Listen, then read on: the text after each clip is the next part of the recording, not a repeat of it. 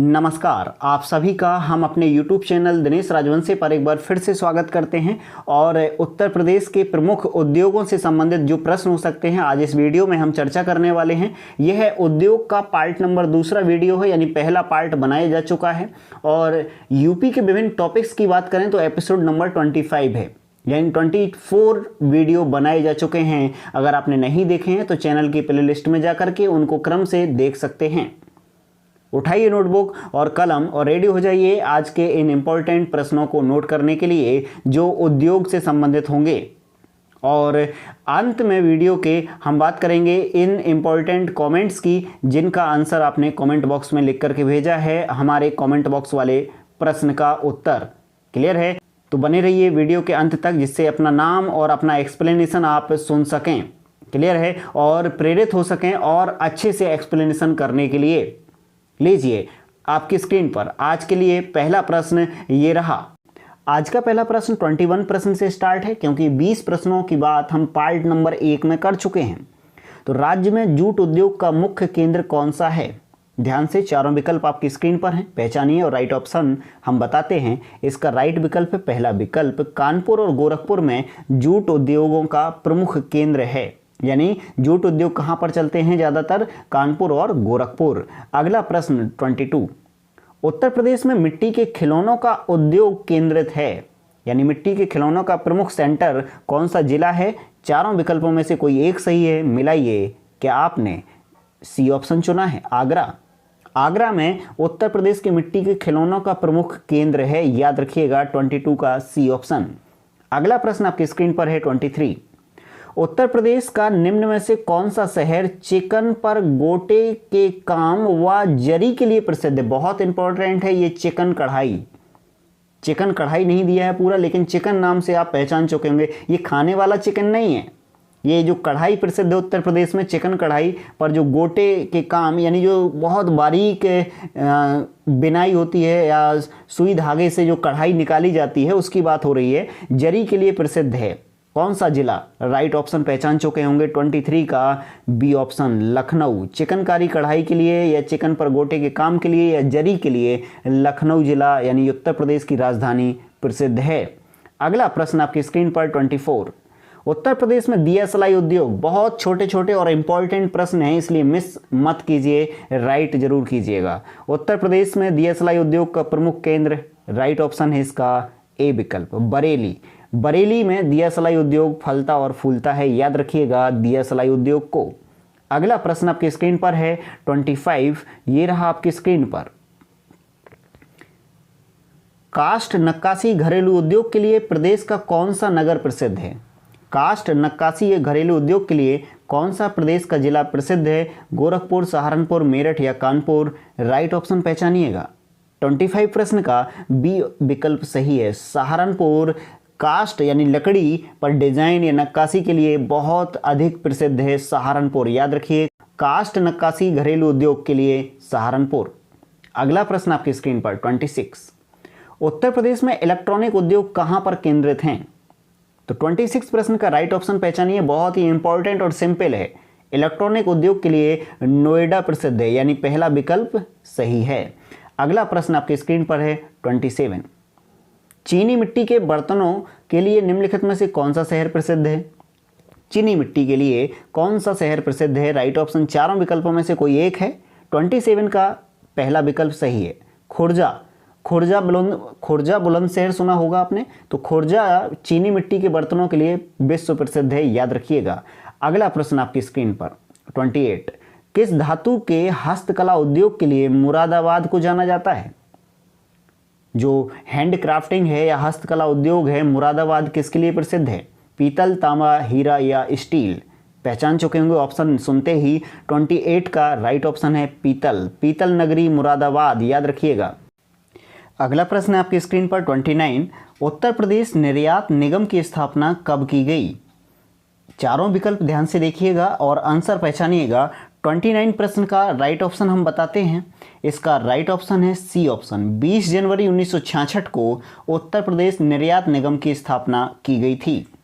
अगला प्रश्न 30 आपकी स्क्रीन पर है, उत्तर प्रदेश में निम्नलिखित में से कौन सा शहर है जहां पर निर्यात विकास केंद्र नहीं है?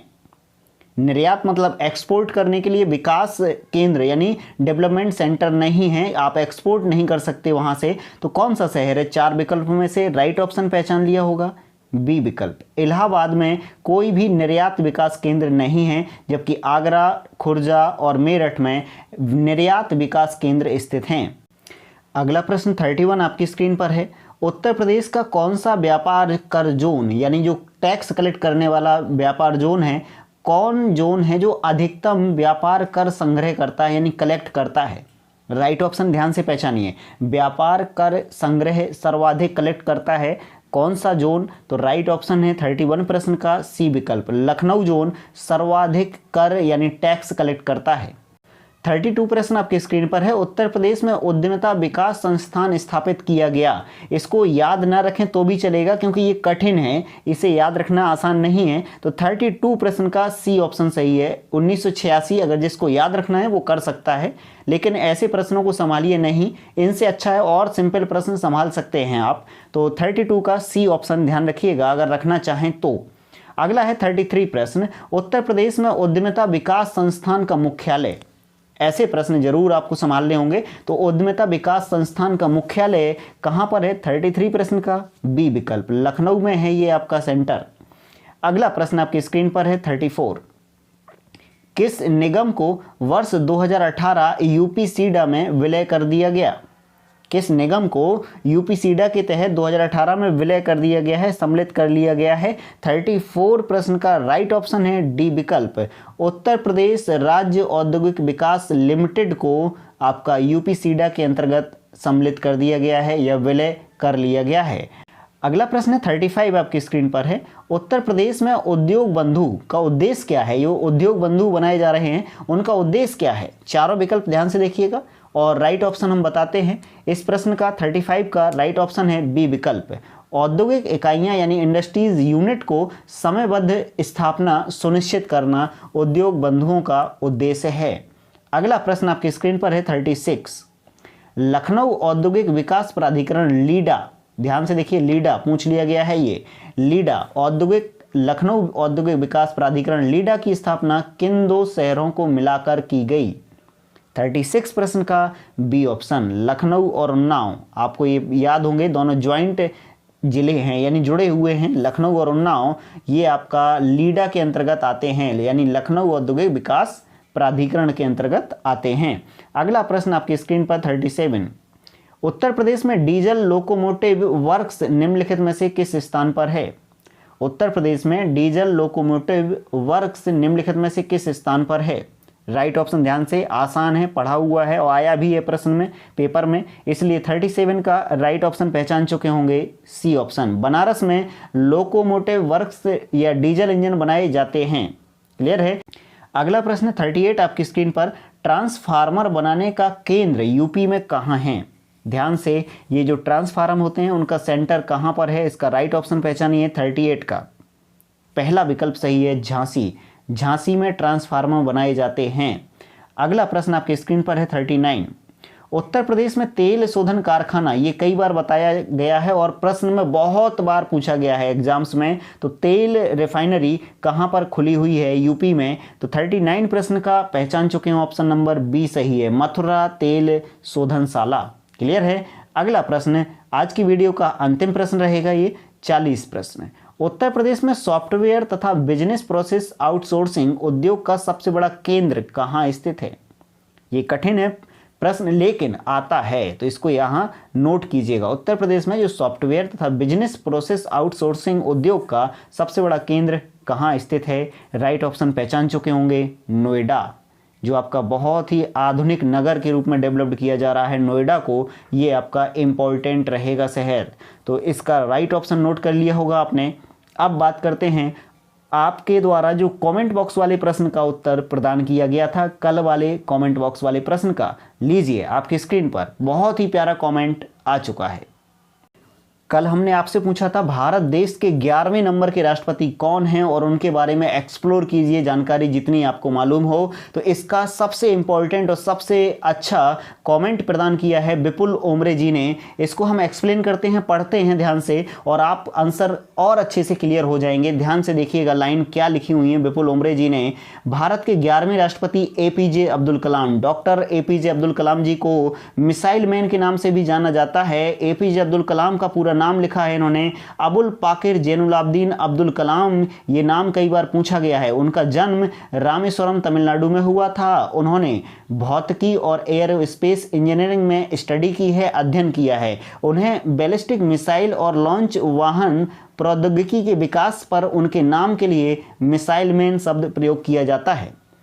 वर्ष 1998 में भारत के पोखरण दूसरे परमाणु परीक्षण में महत्वपूर्ण भूमिका उन्होंने निभाई थी। कलाम को 2002 में भारत के 11वें राष्ट्रपति के रूप में चुना गया था। ये ध्यान रखिएगा, बहुत ही इंपॉर्टेंट डिटेल है अब्दुल कलाम जी के बारे में।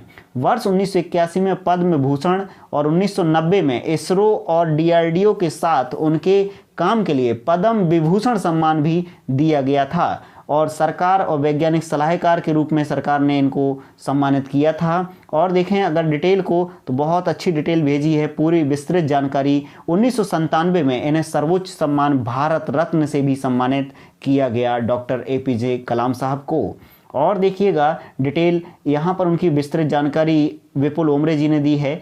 IIM शिलोंग में व्याख्यान देने के दौरान कलाम गिर पड़े और हृदय गति रुकने से उनका निधन हो चुका है 27 जुलाई 2015 को। 83 वर्ष की आयु में उनका निधन हुआ था। और देखिए एक लाइन में उनकी पुस्तकें, विंग्स ऑफ फायर बहुत ही इंपॉर्टेंट पुस्तक, इंडिया 2020 के नाम से ये बहुत बार प्रश्न पूछे गए हैं। इग्नाइटेड माइंड्स अब्दुल कलाम जी की प्रमुख पुस्तकें हैं ये। लक्ष्य 3 अरब, ये कुछ उनकी इंपॉर्टेंट पुस्तकें हैं डॉक्टर एपीजे अब्दुल कलाम साहब की। तो विपुल ओमरे जी आपका बहुत बहुत शुक्रिया जो आपने इतनी इंपॉर्टेंट जानकारी हमें लिख करके प्रदान की है। विनीता वर्मा जी ने भी बहुत इंपॉर्टेंट जानकारी लिख करके भेजी है एपीजे अब्दुल कलाम जी के बारे में। और देखिएगा यहाँ पर डिटेल आप यहाँ विनीता वर्मा जी का देख सकते हैं जो उन्होंने लिख करके भेजा है। अगले कमेंट आप देख पा रहे होंगे सोनाली कुशवाहा जी का है। 2 कमेंट किए हुए हैं, बहुत ही अच्छे क्वेश्चंस हैं। Thank you sir ji, thanks Sonali ji, आपने अप्रिशिएट किया है इस वीडियो को। आप ऐसे ही वीडियो देखते रहिएगा, हम इंपॉर्टेंट क्वेश्चंस के संग्रह आपको प्रोवाइड करते रहेंगे। आर्ट बाई प्रगति जी ने भी थैंक्स किया है। Thanks sir, Mata Tila dam explain करने के लिए, समझाने के लिए अब क्लियर है। माता टीला डैम को हमने विस्तृत सैटेलाइट इमेज के माध्यम से कल के वीडियो में शामिल किया हुआ था। अगला कमेंट आपकी स्क्रीन पर और देख पा रहे होंगे रीमा राजपूत जी का भी कमेंट आ चुका है। भारत के 11वें राष्ट्रपति एपीजे अब्दुल कलाम जी हैं, इनको इंडिया का मिसाइल मैन कहा जाता है, वही जानकारी इन्होंने भी प्रदान की है। और देख पा रहे होंगे शिवानी गुप्ता जी कह रही हैं सर एक बार राकड़ मृदा और पड़वा मृदा को भी एक्सप्लेन कर दीजिए। बिल्कुल शिवानी जी, किसी न किसी वीडियो में हम इस प्रश्न को भी एक्सप्लेन करेंगे। और देख पा रहे होंगे अनुज ओमरे जी ने भी डिटेल प्रदान की है राष्ट्रपति जी एपीजे अब्दुल कलाम जी के बारे में। और अगला कमेंट आप देख पा रहे होंगे शिवानी गुप्ता जी ने भी इस कमेंट बॉक्स वाले प्रश्न को एक्सप्लोर किया है। 11वें president doctor APJ Abdul Kalam जी का जो कार्यकाल है 2002 से 2007, कुछ ना कुछ यूनिक हैं, जो विद्यार्थी हैं, स्टूडेंट हैं, कुछ ना कुछ यूनिक डिटेल देते हैं, तो यहाँ थोड़ा सा ध्यान से इनको नोट किया करिए। और देखें तो ये आप देख पा रहे होंगे 1997 में सम्मानित किया गया था भारत रत्न से। इनकी ऑटोबायोग्राफी विंग्स ऑफ फायर जो कि बहुत फेमस है, ये पुस्तक आप याद रखिएगा उनकी ऑटोबायोग्राफी को। आर्ट बाई प्रगति जी ने भी बहुत ही इंपॉर्टेंट डिटेल लिख करके भेजी है और विस्तृत जानकारी विपुल ओमरे जैसी ही इन्होंने भी लिख करके भेजी है। ये दोनों बहुत ही इंपॉर्टेंट कमेंट हैं आज के प्रश्न के उत्तर में। और देख पा रहे होंगे एस सक्सेना, एपीजे अब्दुल कलाम इनका 1 लाइनर आंसर है। ये भी इनके लिए शुक्रिया जो आपने हमें इतना आंसर लिख करके भेजा है। आप सभी विद्यार्थी ऐसे ही लगातार एक्सप्लोर किया करिए क्वेश्चन को, जाने अनजाने एक उद्देश्य में हम सफल हो रहे हैं कि कम से कम कमेंट बॉक्स वाले प्रश्न को आप कभी भूलेंगे नहीं जब अगर आप इतना एक्सप्लेन कर देंगे तो। क्लियर है? आज का कमेंट बॉक्स वाला प्रश्न नोट कीजिएगा। आज हम आपसे पूछना चाहते हैं हर मंदिर साहिब, सुना होगा आपने ये, हर मंदिर साहिब किसने बनवाया था? इसको ओपन कीजिए, एक्सप्लोर कीजिए, बहुत ही इंपॉर्टेंट जानकारी होगी इस पॉइंट को लेकर के आपके पास। हर मंदिर साहिब, याद रहेगा आपको ये पॉइंट, ये क्वेश्चन इसको एक्सप्लोर कीजिए कमेंट बॉक्स में। मिलते हैं नेक्स्ट वीडियो में आपके नेक्स्ट इंपॉर्टेंट क्वेश्चंस के साथ और आपके इंपॉर्टेंट कमेंट के साथ। कमेंट करेंगे आप, हमें ऐसी आशा है। अपना ख्याल रखिएगा। Thanks for watching video. जय हिंद।